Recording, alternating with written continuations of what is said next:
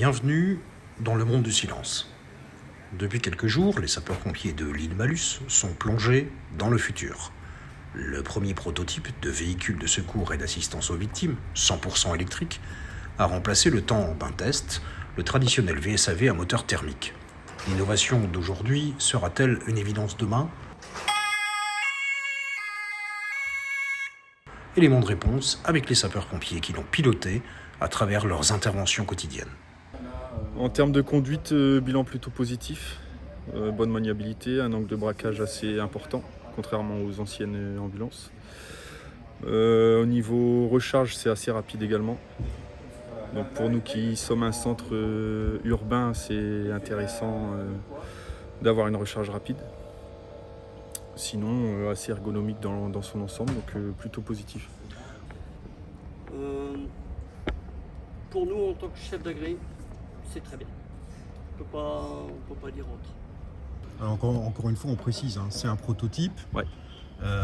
Si le jour où il sera commercialisé, il sera rouge, et il y aura 3 places devant. C'est ça, c'est important pour nous.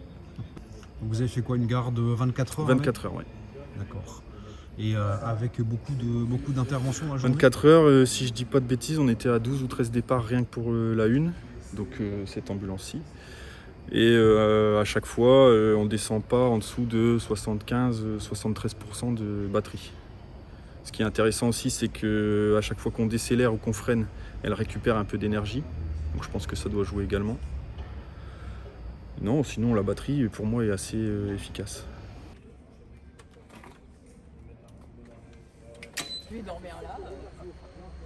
Ce matin, le président du SDIS, Jacques Coussin, est également venu à la rencontre des utilisateurs, accompagné de Marie-Hélène Quatrebeu et Régis Coche, vice-président. Les élus ont rencontré les sapeurs-pompiers de la garde pour recueillir les avis du terrain. Alors, l'essayer, c'est l'adopter ? Le véhicule est tel qu'il est. Moi, ce que je voudrais voir surtout avec vous, c'est vos retours. Qu'est-ce que vous en avez pensé ? Comment ça fonctionne réellement en pratique ? Qu'est-ce que vous en avez pensé ? Au-delà du fait que le véhicule n'est pas rouge, mais bon, c'est un véhicule expérimental, hein, évidemment. Le modèle sera peut-être un peu différent le jour où il sera fait à la chaîne et qui pourrait être développé. Donc, qu'est-ce que vous en avez pensé au niveau de son utilisation ? Enfin voilà, c'est vous qui l'utilisez.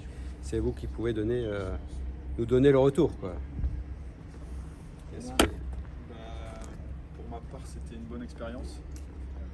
En termes d'autonomie, c'est très bien pour un centre urbain parce que la recharge rapide fait ce qu'il y a à faire pour repartir presque plein. Au niveau angle de braquage pour les petites rues lilloises, c'est très bien aussi. Oui. Ouais. Assez maniable. Après, on sait que c'est expérimental, mais le gabarit un peu trop large pour tout ce qui est sas d'urgence. Mais sinon, dans l'ensemble, bonne expérience.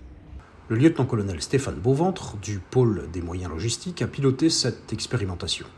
Motorisation, maniabilité, temps de charge, autonomie, chiffres à l'appui, selon, encore une fois, le ressenti des sapeurs-pompiers, il nous livre le premier bilan avant que le véhicule ne reprenne sa route la semaine prochaine au Grand-Duché de Luxembourg.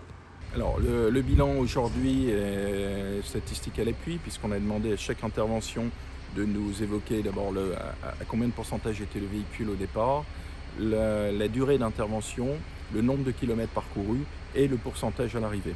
On a le maximum de consommer, c'est 16% pour une intervention de 2h20 avec un parcours d'un peu plus de 25 km. On est vraiment on répond aux objectifs, à la fois des 3 objectifs qui étaient centre ultra-urbain, à la fois petit parcours, hein, souvent des parcours de moins de 10 km et une durée d'intervention de moins de 40 minutes. Et exactement, on est pile poil dans ces critères-là aujourd'hui, avec un confort de conduite que les usagers nous ont fait remonter, un espace de travail qui est très important, et également associé à un brancard qui est de grande qualité également. Donc tout ça contribue à donner un côté très positif à cette expérimentation. Au niveau maniabilité, motorisation, forcément Ouais. ça change, mais qu'est-ce qu'on peut en dire ? Alors sur le confort de conduite, les usagers seront plus à même de s'exprimer, hein, mais on a déjà des retours très très positifs des conducteurs, Alors aujourd'hui, c'est vraiment un véhicule très spécifique puisqu'il est à 5 tonnes. Il est évident que les prochaines VSAV ne seront jamais à 5 tonnes, elles seront plutôt à 4 tonnes 5, donc conduite avec un permis B, avec la dérogation. On est également sur un VSAV qui a que 2 places à l'avant, mais nos VSAV de demain auront bien sûr les 3 places à l'avant.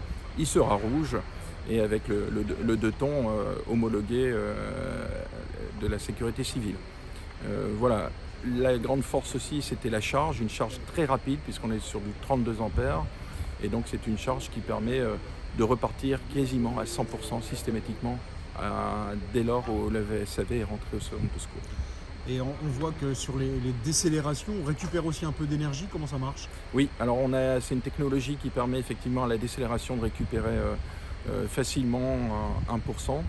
Et donc le véhicule, dès lors où il est parti en intervention 40 minutes, on est à 6%, 8% de retour intervention.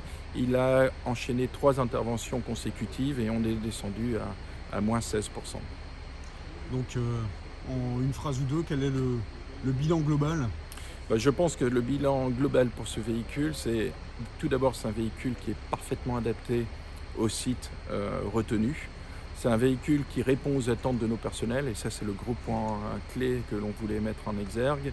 Et c'est un véhicule qui demain pourrait effectivement constituer une flotte très spécifique à un centre de secours ultra-urbain.